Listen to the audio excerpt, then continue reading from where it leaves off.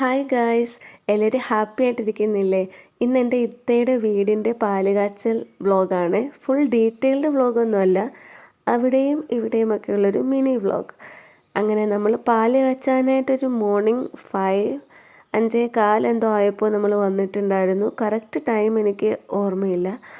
അങ്ങനെ എൻ്റെ ഇത്താണ് പാല് കാച്ചുന്നത്, അവളുടെ വീടാണ്.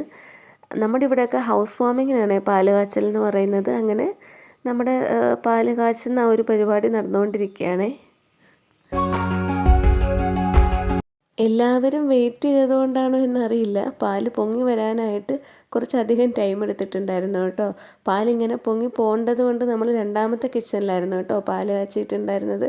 പക്ഷെ പൊങ്ങിപ്പോയപ്പോൾ കുറച്ചധികം അങ്ങ് പോവുകയും ചെയ്തു.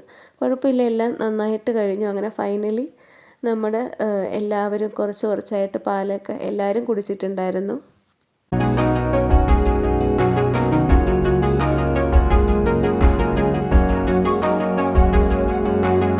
ഏറ്റവും കൂടുതൽ എൻജോയ് ചെയ്തിട്ടുണ്ടായിരുന്നത് കുട്ടികളായിരുന്നു കേട്ടോ.